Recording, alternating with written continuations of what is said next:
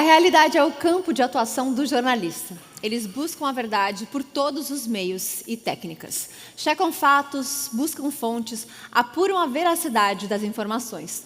Tudo para trazê-la ao público com precisão, correção, imparcialidade e agilidade. O jornalismo fiscaliza o poder e contribui para a formação de uma opinião pública informada e é um dos pilares fundamentais da democracia. Eles precisam também escolher as histórias que tocam o coração de cada pessoa, as histórias que os colocam ao lado de cada uma delas. Nesse momento, infelizmente, além de dar as notícias, de trazer as informações corretas, nós estamos esgrimando com loucos, com irresponsáveis, com gente que é capaz de entrar num WhatsApp da vida e sair espalhando mentira. A bel prazer. Mas as mentiras mais absurdas, as mais absurdas.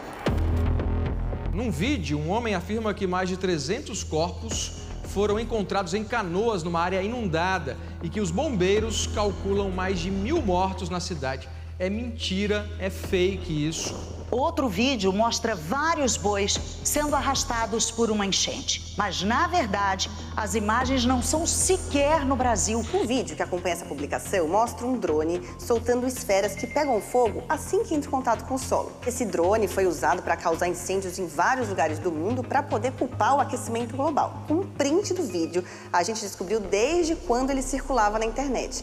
E a gente chegou até o vídeo original, publicado em 2018, há 6 anos. A postagem do presidente francês Emmanuel Macron, ele disse que a Amazônia está queimando e anexa uma imagem com uma área sob fogo. Acontece que essa imagem, na verdade, é bem antiga, da década de 90.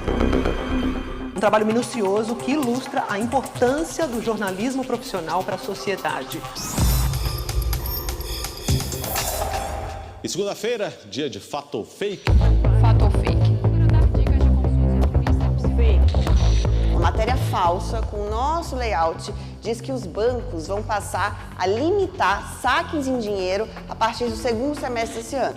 E é comum que os criadores de fake news usem a imagem de veículos de credibilidade para tentar enganar as pessoas. Um dos golpes que viralizaram recentemente alterou a voz e a imagem do apresentador titular aqui, do Jornal Nacional. Olha só, tá circulando um vídeo falso em que o William Bonner, chama as pessoas para clicar em um link para conferir se elas têm direito a uma suposta indenização por vazamento de dados.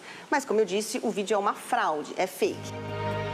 O jornalismo começa justamente nas perguntas. É através delas que ouvimos, apuramos, esclarecemos e, do fato, chegamos à notícia. O jornalismo profissional reúne documentação, testemunhos, faz uma checagem rigorosa, revela tudo aquilo que autoridades e organizações preferem deixar nas sombras, expõe quais são os interesses por trás de tudo, separa os fatos das opiniões. E é assim que o jornalismo cumpre o seu papel, que é o de garantir que as pessoas estejam informadas para tomar decisões sobre o futuro. Nós somos jornalistas. E nós estamos aqui por você, pelo nosso país, cada um de nós. Essa é a nossa missão. É como a gente pode ajudar.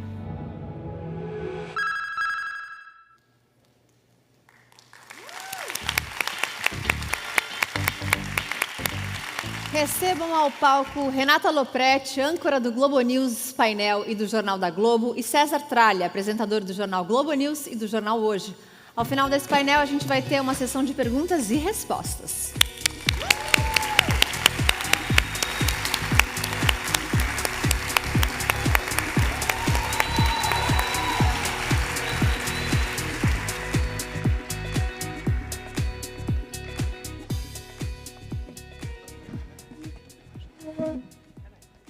Boa tarde. Obrigado pelo carinho de vocês.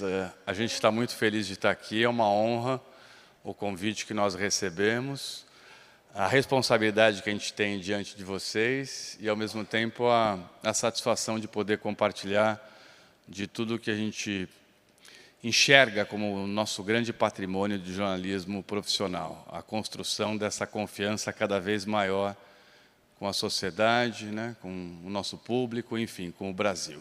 Certo, Rê? Certo, mais do que certo. Não precisa de apresentação depois do César Tralha.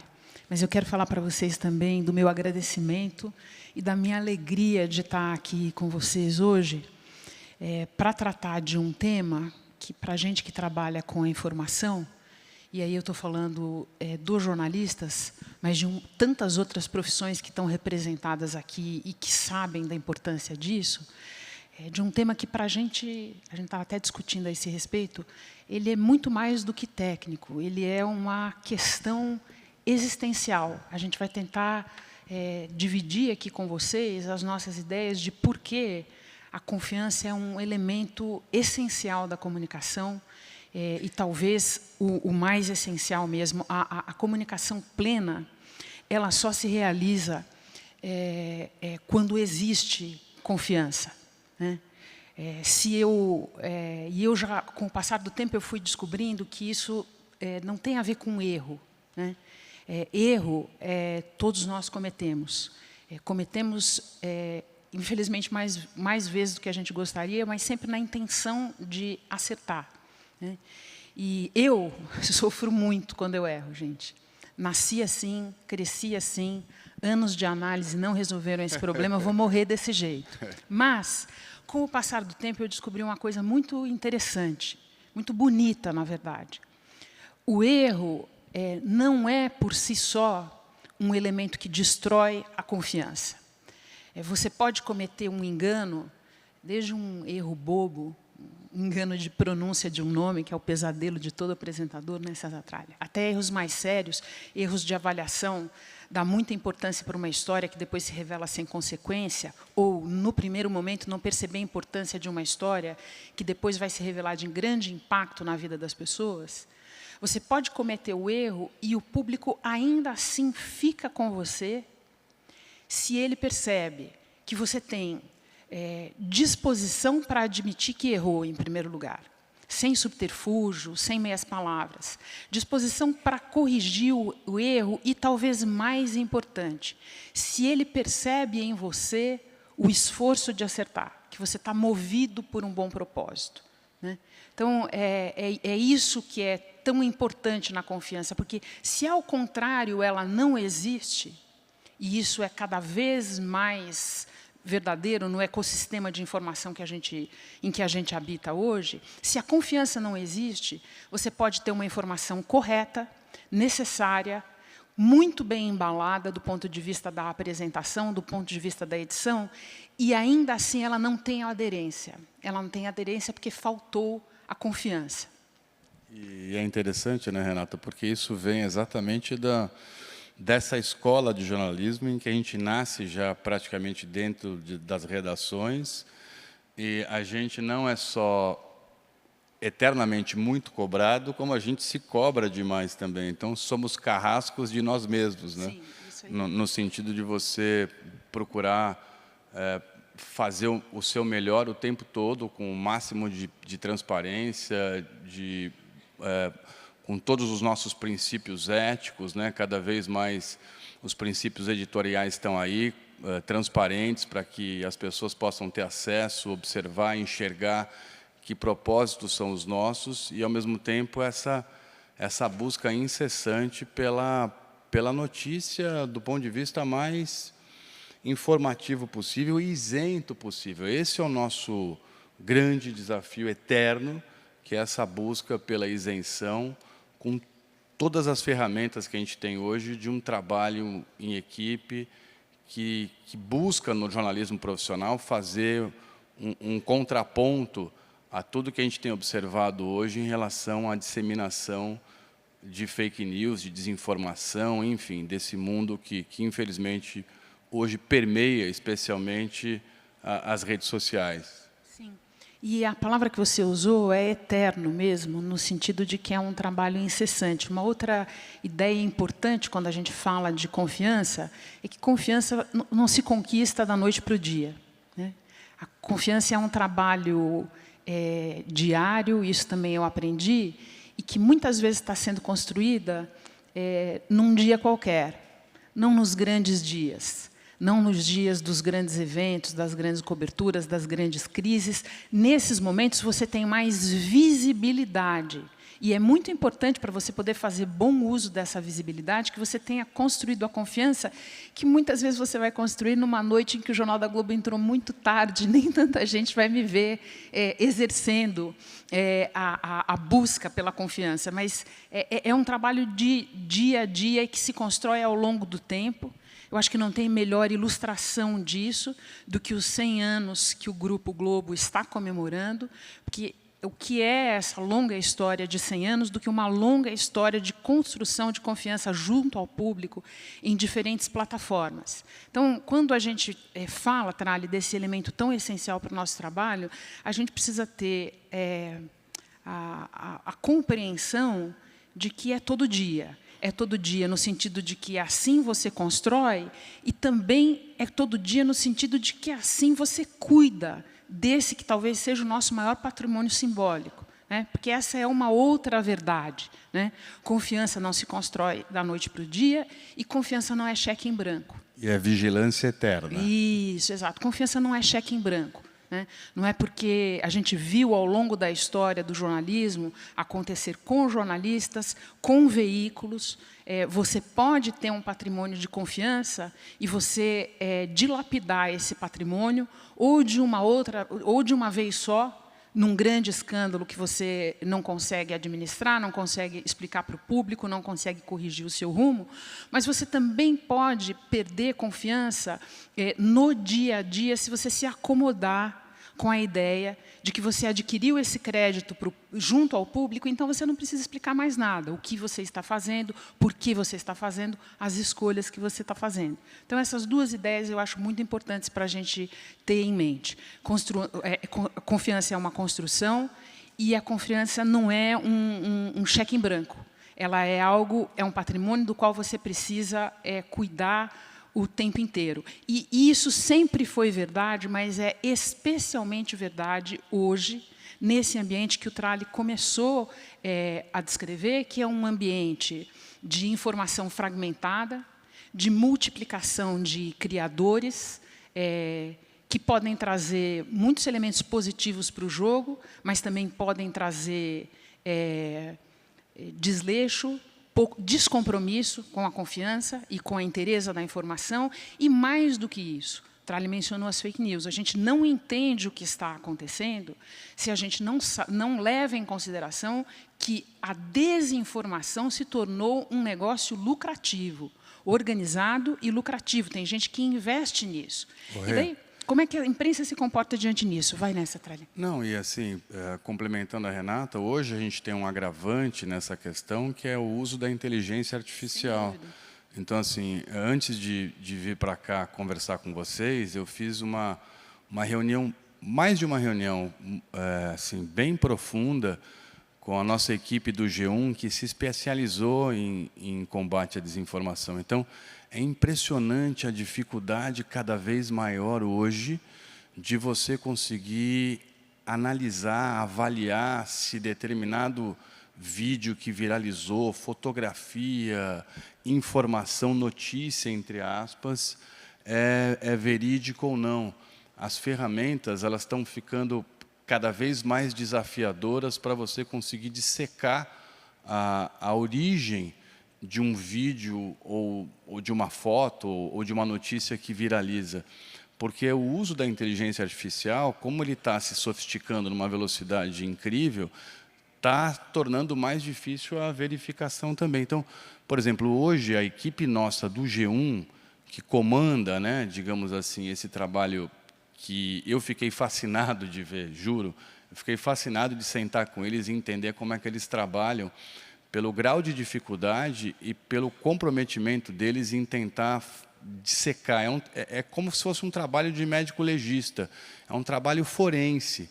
Eles estão usando hoje 19 softwares diferentes do mundo todo para conseguir fazer aferição, para você medir, fazer verificação de determinados conteúdos que viralizam, para que a gente possa dizer, olha, isso é fato, isso é fake, isso a gente não consegue ainda comprovar o que é, a verificação continua, mas é incrível como está difícil, Renata, de conseguir cada vez mais fazer essa verificação. Então, você percebe que é bem isso, esse trabalho nosso do jornalismo profissional, ele não é só você pegar ferramentas tecnológicas e botar numa base de comparação e começar a dissecar determinado conteúdo.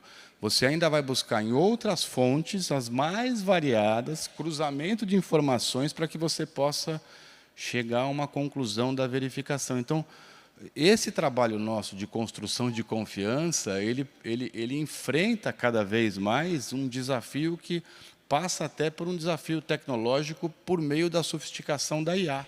Passa por um desafio tecnológico, e eu fico pensando, enquanto você fala, Tralli, que passa também por um desafio de quase que um planejamento e um pensamento sobre o uso da nossa energia. Porque houve um tempo em que jornalista apurava a notícia, né? E você não pode abdicar de apurar a notícia, porque é disso que se trata. E, ao mesmo tempo, você não pode abdicar da necessidade de combater a desinformação, de combater as notícias falsas, porque elas atravessam o caminho, se você deixar, das apurações e da informação correta e verdadeira que a gente está o tempo inteiro tentando levar ao público. Então, é quase como se esse ambiente tivesse estabelecido, Tralli, uma dupla jornada eterna.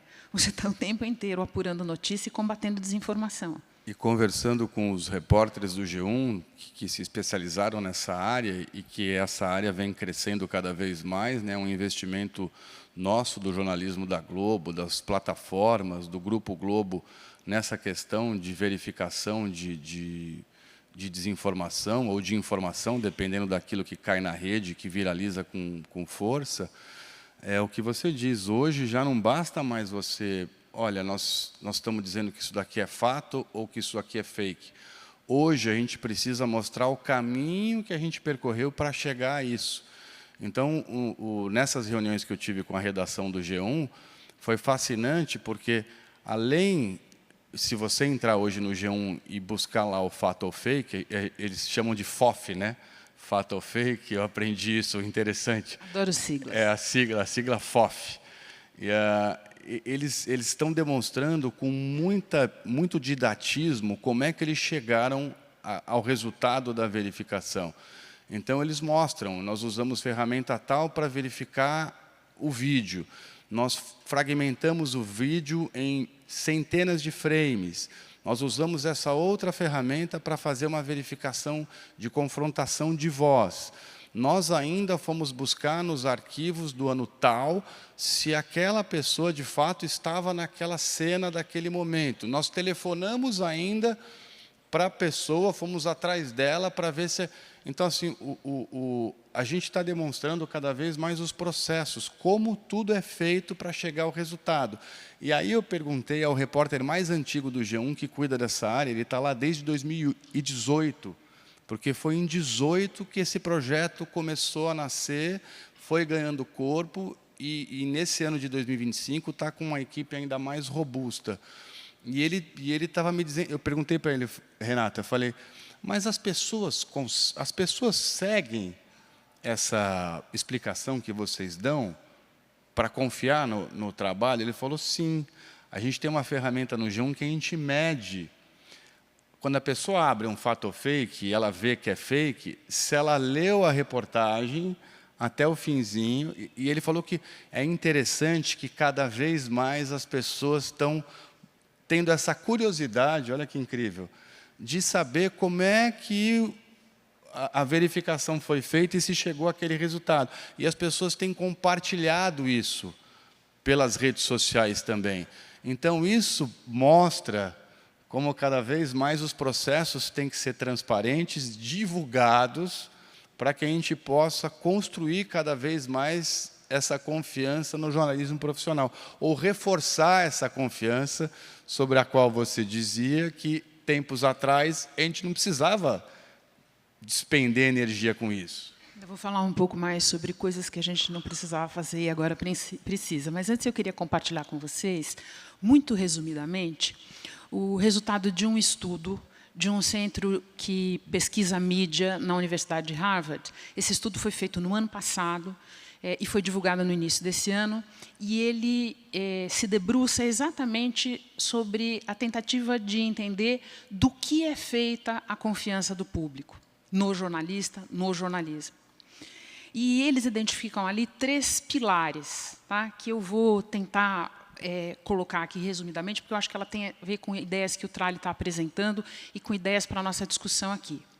Primeiro, o que eles chamam de ability, mas quando você vai ver, o melhor é traduzir por capacidade, tá? Ou por conhecimento de causa, digamos assim. O público perceber no jornalista, não que ele sabe tudo, tá? Mas que ele domina determinadas técnicas de chegar à informação. Você não sabe tudo sempre. Você sabe bastante sobre determinados assuntos e você está diariamente aprendendo sobre assuntos que aparecem pela primeira vez na sua frente. O importante não é que as pessoas achem que você domine tudo aquilo. O importante é que elas saibam que você está trazendo para elas o que de melhor você conseguiu apurar até aquele momento, e que você seja transparente com elas sobre o que você ainda não sabe. Né? Então, esse é um valor, esse é um pilar da confiança, que o público enxergue capacidade em você. O segundo item, eles chamam de benevolência, mas eu acho que é muito mais compreensível aqui para o nosso português se a gente chamar de sinceridade de propósito. Ou seja, quando o público identifica que o laço, o compromisso maior do jornalista é com ele, não com a fonte, não com a autoridade, não com o poder de turno, o compromisso é com ele. Né? Isso é uma sinceridade de propósito que, como eu disse no início, ela te é muito valiosa quando você erra, porque se o público vê que você errou tentando acertar, fazendo todo o possível para acertar, ele pode continuar com você mais uma etapa do caminho. Tá? E, por fim, integridade, que tem tudo a ver com iniciativas como o Fato ou Fake e outras, que tem a ver com a adesão da gente aos códigos nossos e os melhores que existem, aos códigos de conduta ética, aos códigos de transparência. Né? Transparência. Vou citar aqui meu chefe, Ricardo Vilela, que sempre diz para nós, lembra para nós, que houve um tempo em que a gente precisava explicar só a notícia. Tá? O que a gente achava que estava suficiente explicar a notícia. E eu preciso confessar para vocês que eu adoro explicar notícia. Eu acho que é a minha coisa favorita na profissão.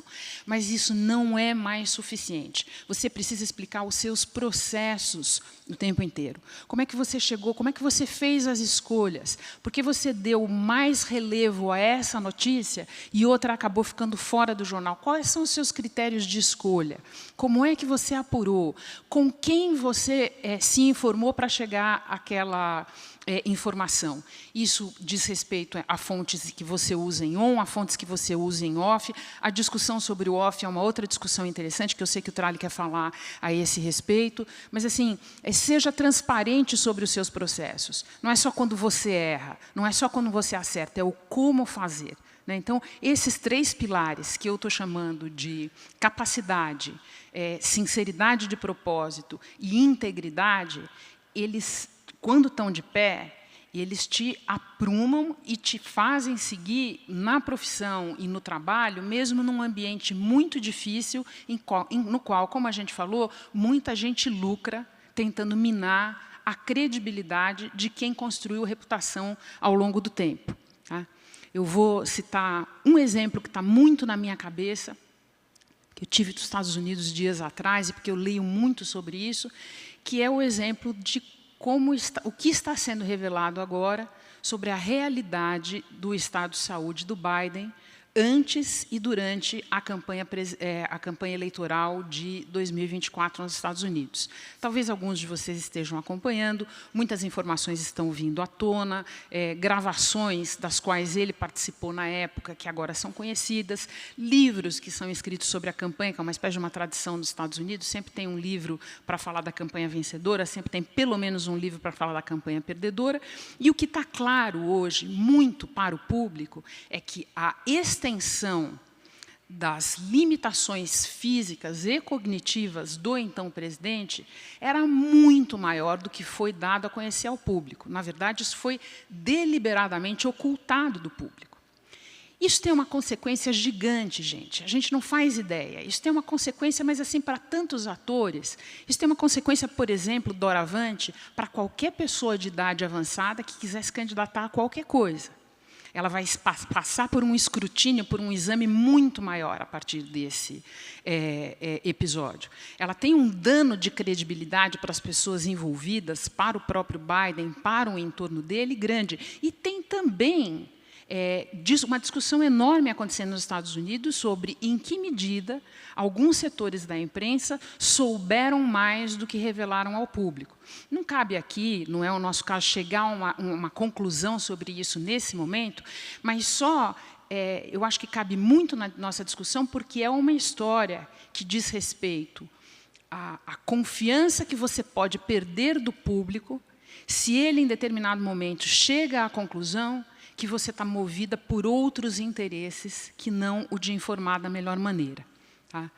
Antes de acabar, eu queria só passar aqui com vocês alguns conceitos que nos ajudam no dia a dia. O Trali tem mais exemplos para dar de como a gente trabalha isso no dia a dia, mas assim, alguns conceitos pelos quais a gente procura se mover. Primeiro é o conceito da transparência. Tá? Uma palavra, às vezes, muito usada, sem grande reflexão, mas que ela resume demais do que a gente está falando aqui. Transparência é dar ciência a todo momento, sempre que a gente achar necessário, das escolhas que nós estamos fazendo, de por que nós estamos fazendo essas escolhas e de como a gente chegou ao material que nós estamos apresentando para o público. Né? Isenção.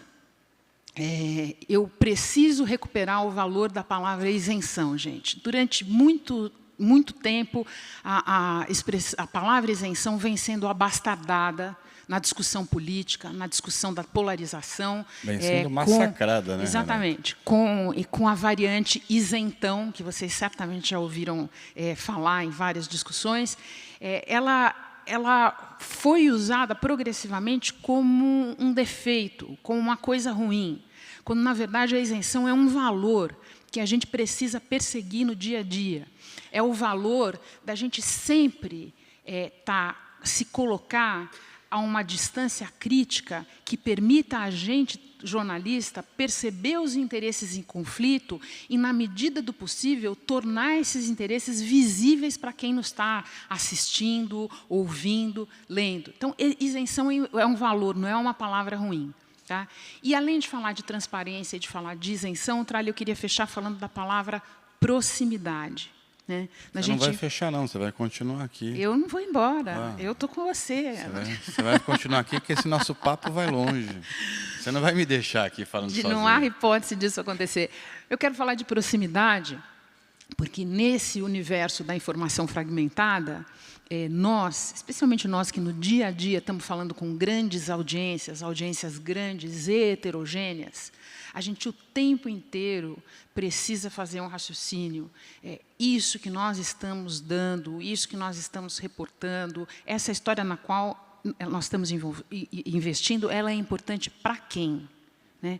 Qual é o alcance dela? Por que isso importa? Eu tenho a sensação, nas minhas conversas com as pessoas, que assim, o bombardeio de informação de boa e de má qualidade é tão grande que a melhor pergunta que, às vezes, a gente pode fazer diante de uma história que aparece diante da gente é por que isso importa?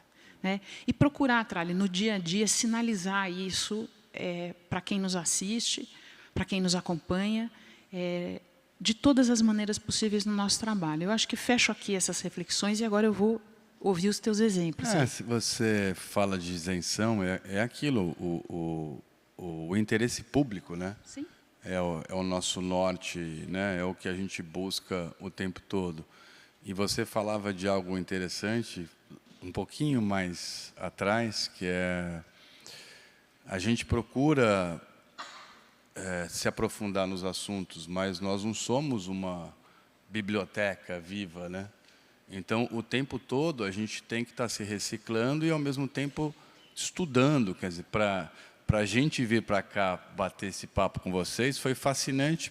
Para mim foi muito fascinante, porque quando o Ricardo Vilela, nosso diretor, né, e me convidou para participar de um painel tão importante como esse, construção de confiança no jornalismo profissional, primeira coisa que eu pensei foi, eu preciso estudar muito isso, né? Porque nós estamos só de TV Globo eu tenho mais de 32 anos, só de TV Globo, fora rádio, jornal e outros veículos de televisão.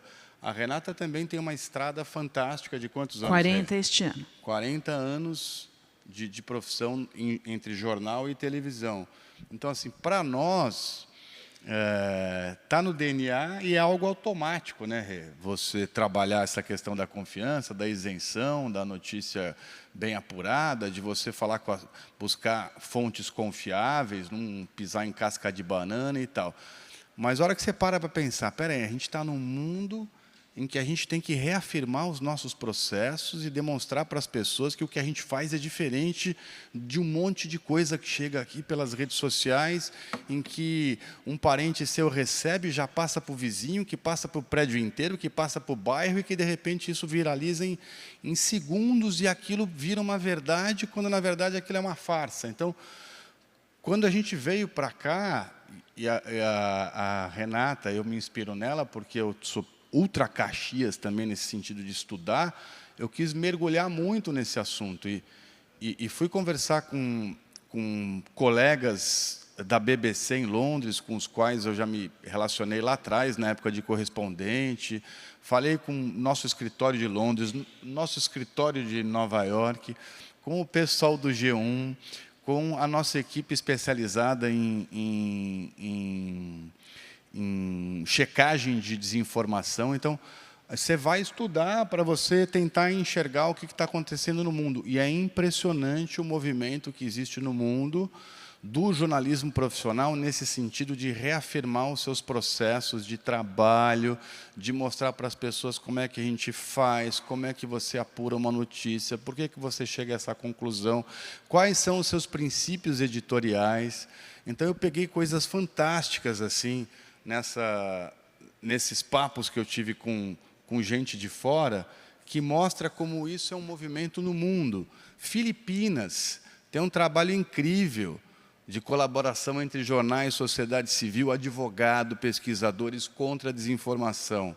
África tem um grupo enorme trabalhando, Nigéria, Quênia, África do Sul, Senegal. Eles treinaram 10 mil jornalistas africanos para fazer fast-checking. E a sociedade manda dúvida para que eles possam verificar e responder. Cazaquistão tem um trabalho incrível nesse sentido. Eslováquia, Kosovo. Isso sem falar nos projetos que estão unindo os grandes grupos. BBC, New York Times, CBS do Canadá, BBC, Financial Times, Washington Post, Reuters, e por aí vai. Na Alemanha, na Europa, nos Estados Unidos. Então, tem um universo fantástico de trabalho de checagem de informação, que o mundo do jornalismo profissional está cada vez mais se aprofundando e se unindo para que a gente possa reafirmar esses pilares de confiança. A Renata falou na questão das fontes, né? Para nós, né, que a gente está nessa estrada há tanto tempo e trabalha num veículo tão sério como é a TV Globo, o Grupo Globo, né, a TV Globo fazendo 60 anos, o Grupo Globo 100 anos, você buscar a fonte confiável é uma obrigação da hora que você acorda, da hora que você vai dormir. Mas hoje a gente tem buscado não apenas reafirmar a necessidade de você ampliar suas fontes, como, quando possível e sempre que possível, revelar as fontes, exatamente para se contrapor à desinformação cujas fontes, sabe-se lá como é que surgiram, e, de repente, aquilo viraliza e vira uma verdade, né? E aí a gente tem vários casos interessantes do nosso dia a dia de trabalho, né, Renata? De você revelar as fontes e dizer, olha, essa informação veio por meio dessa fonte oficial aqui. Essa questão da fonte, essa precede o atual ambiente, e ela é muito interessante, porque eu sempre pensei assim que, na verdade, o nosso trabalho de jornalista ele vive tentando equilibrar dois pontos, que eu chamo de acesso e de distanciamento crítico. Acesso, a gente precisa das fontes. A gente precisa buscá-las, a gente precisa descobrir o que está acontecendo, o que vai acontecer, cruzar a informação de uma fonte com outra, a gente precisa das fontes.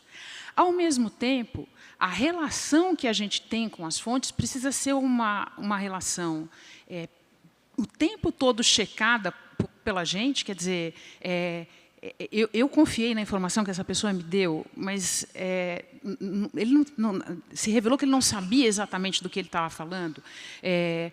O teu relacionamento não é com a fonte, o teu relacionamento último é com o público, primeiro e último é com o público.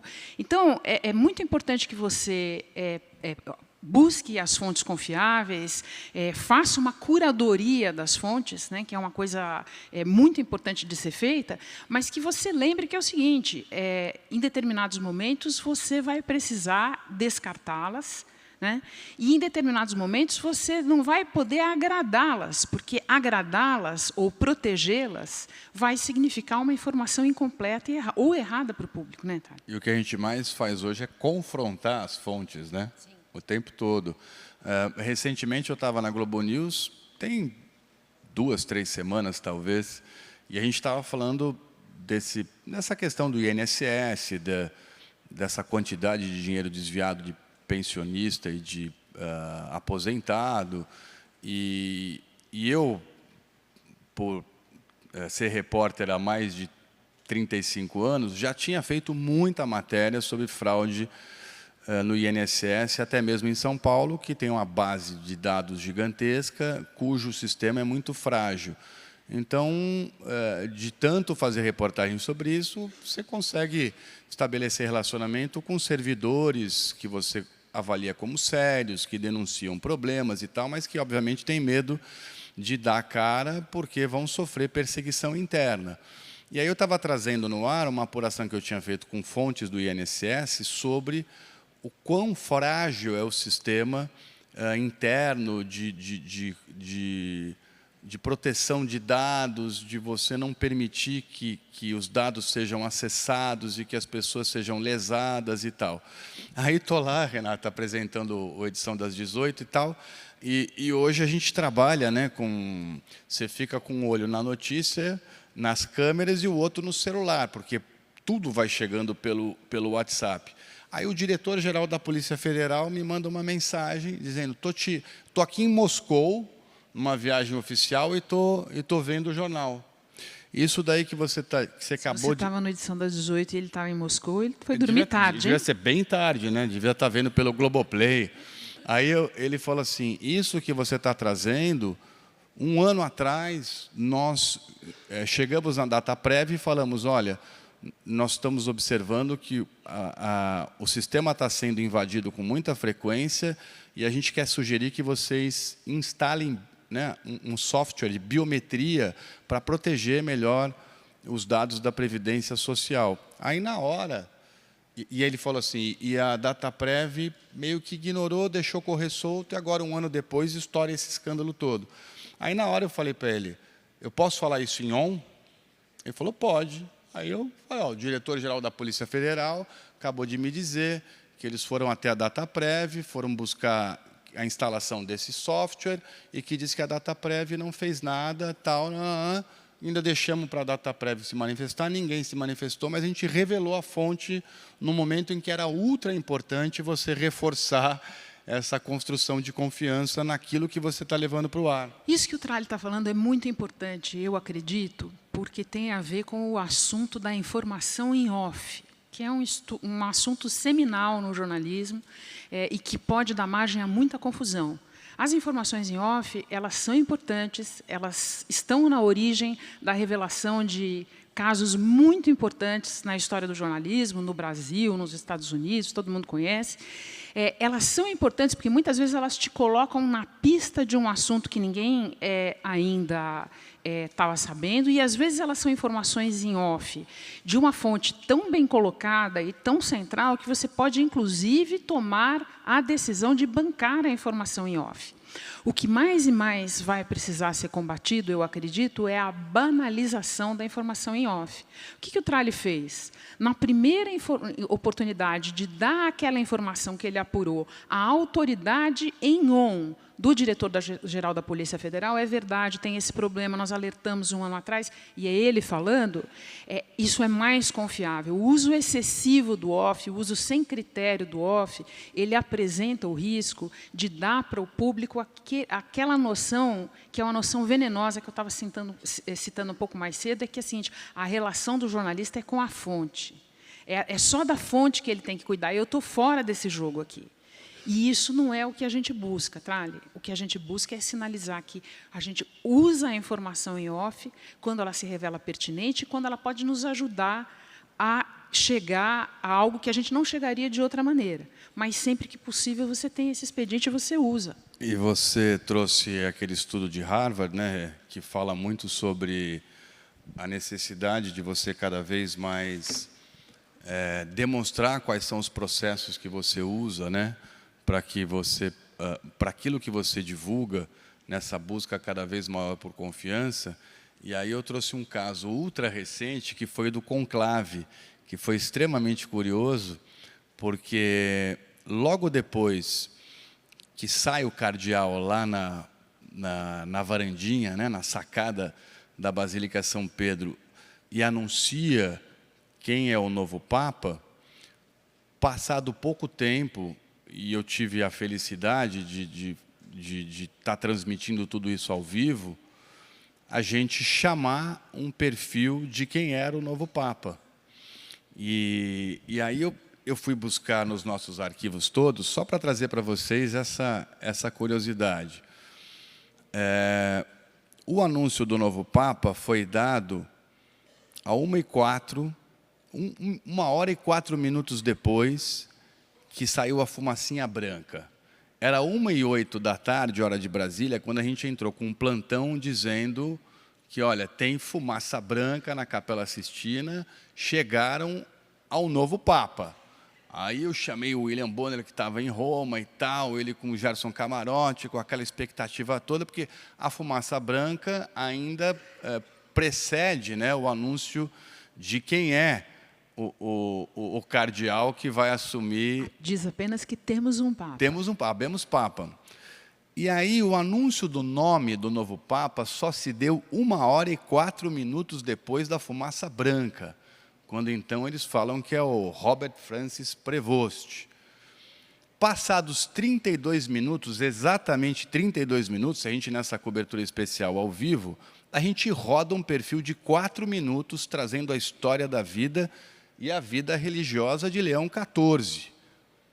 E aí começa aquele alvoroço nas redes sociais. Pô, mas como é que a Globo já tinha isso? Mas a Globo foi rápida assim, tinha imagem, foto dele em várias situações da vida religiosa dele e tal. E, à noite, o Bonner, no Jornal Nacional, na transmissão ao vivo de Roma, trouxe isso, né, como essa repercussão toda que teve nas redes. Então, eu vou contar para vocês que a gente já tinha pronto o perfil de 37 papáveis. E aí eu fui conversar com as equipes que fizeram esses perfis para poder trazer esse papo aqui com vocês. O perfil do Prevost estava pronto desde o dia 29 de abril. Porém, os primeiros perfis começaram a ser feitos no segundo semestre de 2023, quase 2 anos atrás, quando o Papa Francisco teve 2 hospitalizações e passou a andar de cadeira de rodas. Então, a gente sentiu que a saúde dele estava se fragilizando e começou já a pensar nessa questão da sucessão. E aí a gente foi acrescentando nomes ao longo desse tempo. 30 pessoas participaram desse trabalho, escritório de Nova York, Londres, editores do Jornal Nacional, do Jornal Hoje, do Bom Dia Brasil, editoria internacional da Globo News, com consultas ao Vaticano, diocese, ordens religiosas, órgãos da igreja de cada cardeal, cruzou informação com Reuters, Associated Press, New York Times, BBC, É o País, para conseguir deixar pronto 37 perfis de papáveis. Trali, essa história, ela é demais a isso? história é demais. Sim. E ela, é muito legal esse trabalho. E ela trabalho. toca numa coisa que é aquilo que eu estava falando para vocês, que é o seguinte, muitas vezes, quando a gente explica os nossos processos, a sinceridade de propósito, ela fica evidente. Vou dar um exemplo para vocês que tem a ver com isso, mas não exatamente. Eu, a vida inteira, amei ler obituário, tá, gente? Preciso contar para vocês. Amei, amo até hoje, tal. E eu nunca entendi, porque, para mim, não tem nada de mórbido em obituário. Obituário é algo em que a gente aprende sobre a vida da pessoa. Quantas pessoas eu só fui descobrir a importância da obra delas, do que elas fizeram de importante para o mundo, lendo o obituário. E eu sempre achei uma grande sacanagem que muita gente acha jornalista urubu, porque prepara o obituário. Né? Eu já ouvi várias vezes isso. Bom, enfim, histórias antigas, nem vou trazer aqui, pré a minha vida na TV Globo, eu já soube de jornalista que encontrou o próprio obituário em gaveta de redação. Tá? Mas, enfim, essa é outra história. Mas aí foi maldade. Outra história. Mas o fato é o seguinte, aí veio da sessão Instituto Butantan. Eu sempre pensei assim, quando você explica para as pessoas que você está preparando o obituário do Papa Francisco, porque ele já teve crises sérias de saúde, e que o objetivo do jornalismo, ao preparar obituários, é fazer jus à vida e à obra das pessoas no momento em que elas desaparecerem. E isso, às vezes, você sabe com muita antecedência, ou por questão de idade muito avançada, ou por questões de doença. Eu sempre achei isso, assim, no momento em que você for capaz de explicar para o público, olha, isso aqui não é mau agouro, isso aqui é vontade de fazer jus à vida e à obra das pessoas, que é um pouco, com a chave ao contrário, você está preparado para contar corretamente a vida de seja quem for o Papa, dentre aqueles tantos papáveis que estavam sendo anunciados naquele momento, e outros, né? Porque não tinha 37 nomes nas últimas horas sendo falado, a gente é que fez por precaução. Não, e isso não é para dizer que, nossa, que trabalho incrível, não é isso, porque a gente sempre parte do pressuposto que a gente não faz mais do que a nossa obrigação, pelo menos em casa. Eu tirava nota alta na escola, chegava com um boletim, olha, mãe, tirei 10. Você não faz mais que obrigação. Então, eu já cresci assim dentro de casa e levei isso para a vida profissional. Então, assim, a gente não faz mais do que a nossa obrigação, mas é interessante porque o pano de fundo disso, ou o alicerce disso, está na nossa preparação. Ou seja, o grau... Você está aprendendo enquanto você está se preparando. O grau de trabalho em equipe para você se aprofundar nos assuntos e ao mesmo tempo, estudar, sabe? Você ir a fundo nos temas para que você possa, de fato, ter ali um cardápio de informações e de notícias que reforcem essa confiança no nosso público. Então, você mostrar para as pessoas hoje que esse foi o processo para se chegar a isso é, mais uma vez, uma busca incessante pela confiança no trabalho que a gente desempenha. E eu fico muito feliz quando eu percebo, assim, do público em geral, nas ruas, dos mais variados segmentos sociais, das pessoas mais simples, as mais intelectualizadas, o quanto, nesses momentos difíceis, todo mundo vem para a gente, né, Rê? No sentido de, olha, vamos ligar lá na Globo, vamos ligar na Globo News, porque a gente sabe que, né, vamos olhar o G1 bateu recorde de acessos na questão da morte do Papa e tal, do conclave também, porque é isso, porque a sociedade sabe que pode confiar que a gente está ali exatamente para isso, a gente está fazendo o nosso dever de casa. Então, assim, não é mérito nosso, é o nosso dever de casa. Nós somos talhados e forjados a vida toda para isso, para procurar fazer o trabalho mais isento, profissional e profundo possível para levar para vocês, para a sociedade, para o público, enfim.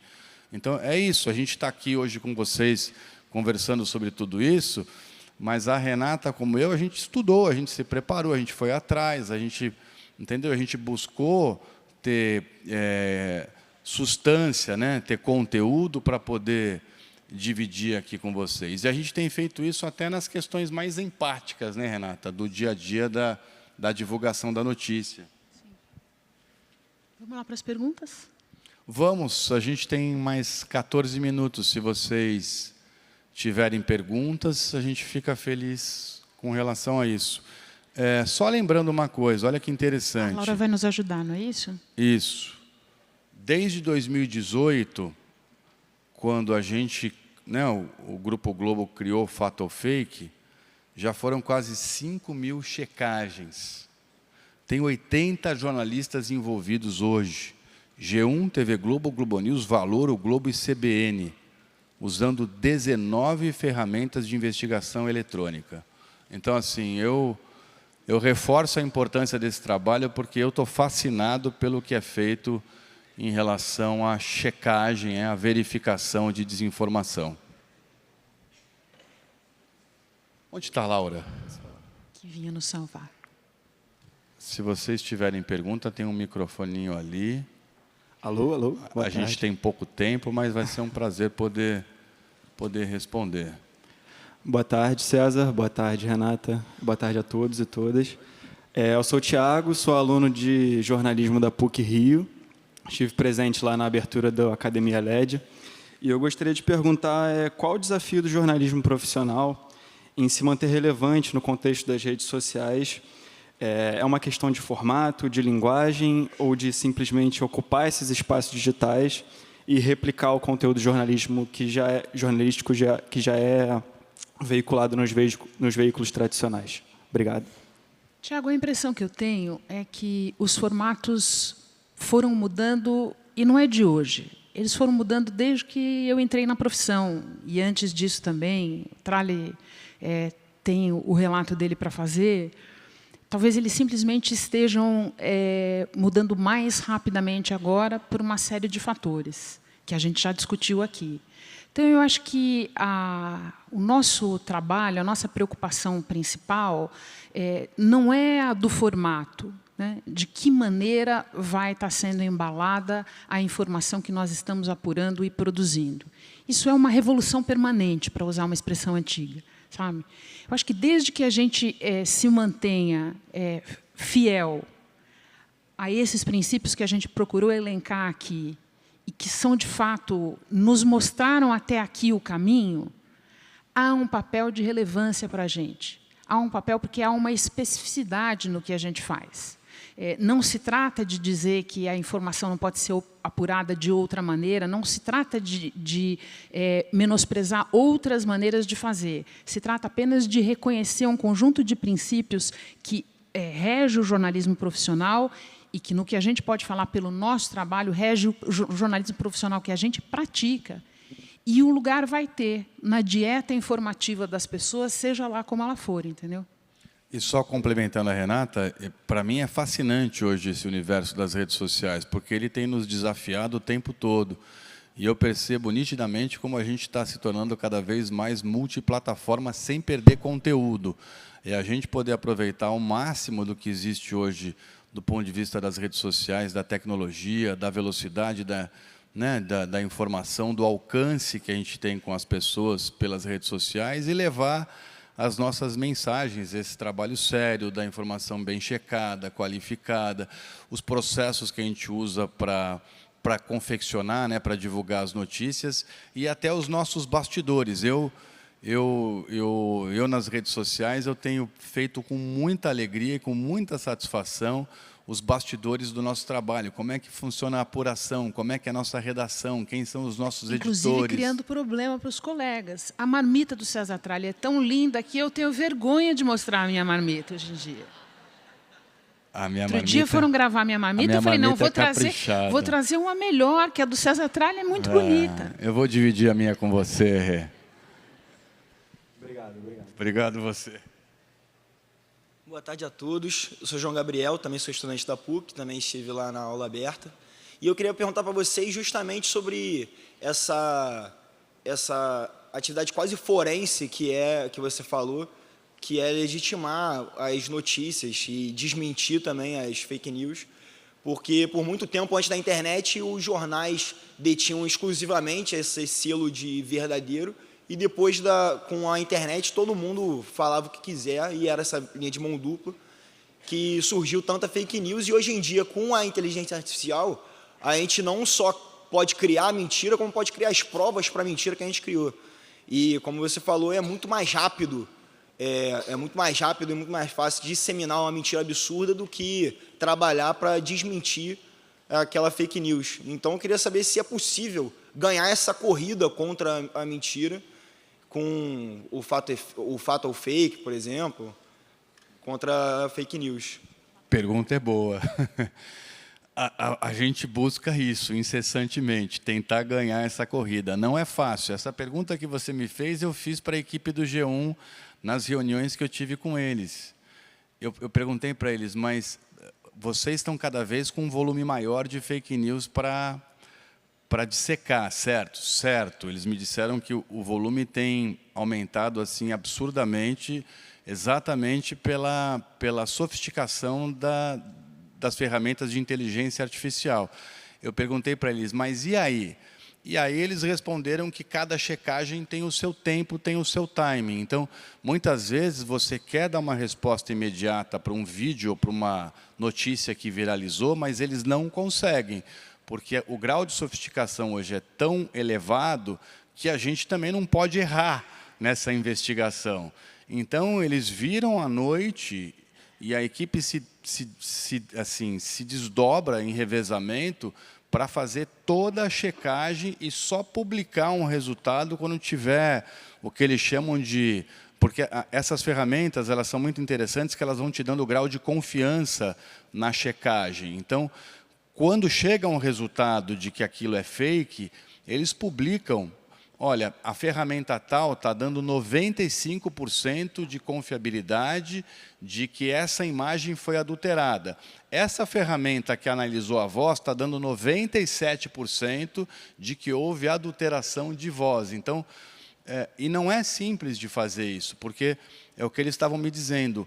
Como a IA hoje está avançando com muita força, as próprias ferramentas estão tendo que correr atrás desse avanço de IA. É mais ou menos o que acontece hoje nessa questão de hackeamento de base de dados, de pirataria na internet, de roubo de informações em sites bancários e tal. A área de segurança está o tempo todo correndo atrás do hacker. Então, é um pouco isso, é uma corrida de gato e rato.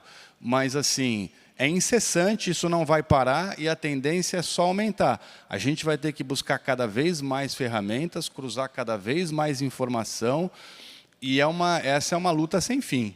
Para mim ficou claro isso. Sim. João, acho que uma outra coisa importante para levar em conta é que assim, basta você ter uma ideia do volume de desinformação, do volume de fake news, para você perceber que mesmo uma estrutura robusta, como a que o G1 montou, não tem por objetivo desmentir todas as mentiras.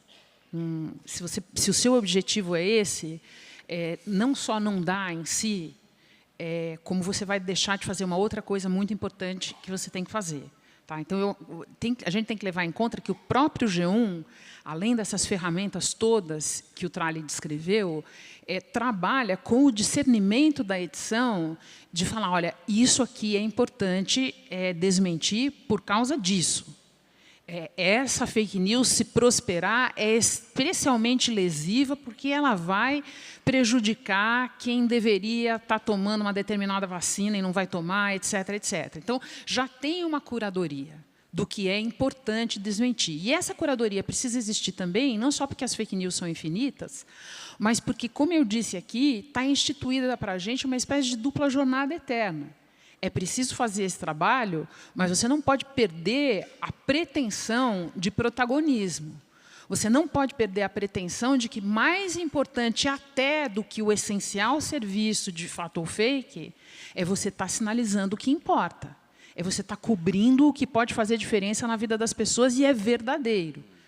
Então, eu acho que se você não partir do pressuposto que não é nem o gelo, né, não é nem um iceberg, que essa calota ártica toda precisaria ser enxugada, você tem um plano de voo em que você está com o pé nessas duas canoas e você não pode largar a mão dessa daqui, porque senão não é mais jornalismo que você está fazendo. Não, e olha que loucura se a gente parar para pensar na nossa realidade hoje, né? Você tem uma redação dedicada a verificar desinformação, quando essa redação de jornalistas podia estar dedicada a noticiar, né? E é um serviço essencial que eles estão fazendo. Então, assim, é um desafio do mundo moderno que, a meu ver, ele tende a se tornar cada vez mais desafiador.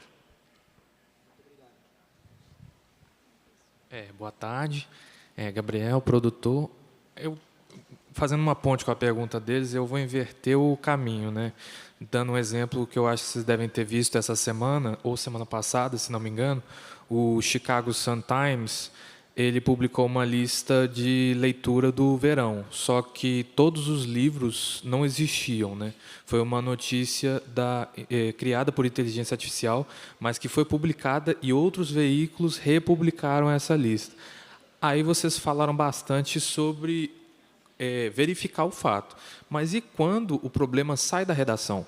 Como é que a gente pode ver isso com esses novos veículos? E também tem vários outros exemplos, né, de notícias no Brasil, de imagens, por exemplo, que estão no noticiário que fala que é de um conflito de alguma coisa e é de um videogame, né? Como é que faz quando a notícia sai da redação dessa forma torta?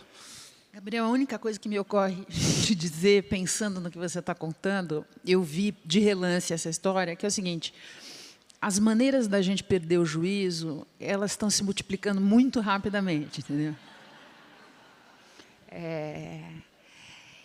Vigilância, né, Renata? É a eterna vigilância. Eterna vigilância. Para você não perder o juízo, para você respirar fundo, fazer um pensamento a mais, um raciocínio a mais sobre o que pode, deve, tem condição de ser publicado, de onde isso veio, quem está fazendo. Você nunca vai estar livre, não só da falha humana, mas de alguém que está interessado em sabotar mesmo, né? E, nessa hora, se você demorar mais a perder o juízo, isso vai te ajudar. Agora, Nossa Senhora da Notícia. Agora, Gabriel, assim, eu falo...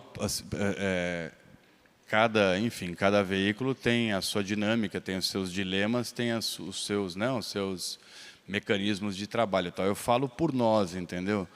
Nós, Grupo Globo, TV Globo, enfim, e a Renata é prova disso.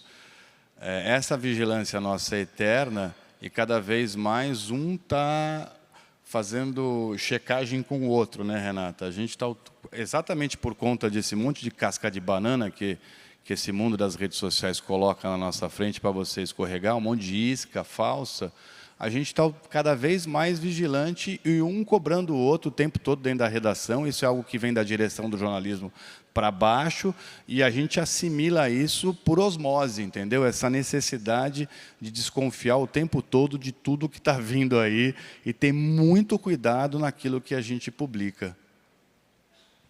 Temos que chamar um vídeo, ó, tá vendo? Encerre e chame o vídeo. Comandos você, muito por definidos favor, pode aqui. chamar o vídeo, Renato? Então vamos encerrar. Nós somos 2 alunos exemplares. A gente procura ser, estuda e entrega a prova na hora certa. Vai lá, Rê.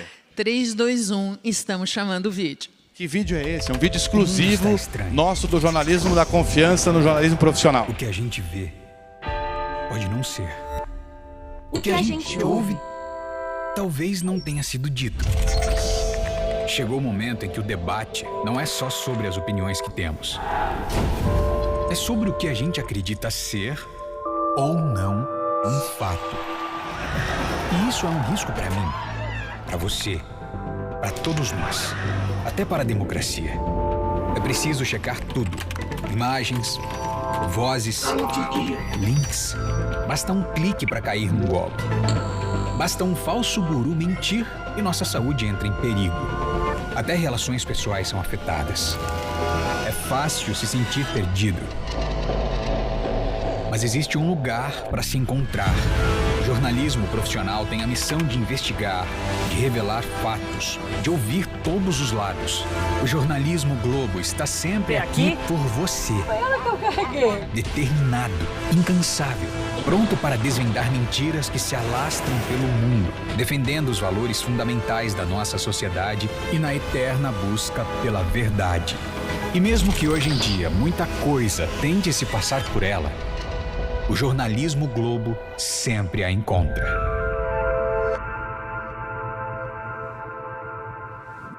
Nós A gente viu com vocês, tá? A gente não tinha visto ainda.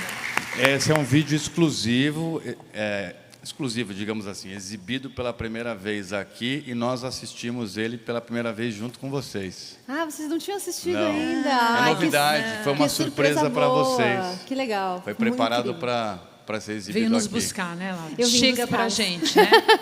Gente, muito obrigada, muito obrigada. Vocês não fazem ideia, é sempre uma alegria. A gente sai de cada uma dessas conversas alimentado de dúvidas, alimentado de certezas, alimentado de novas ideias. Muito obrigada por participar com a gente, foi um prazer, viu? Um prazer.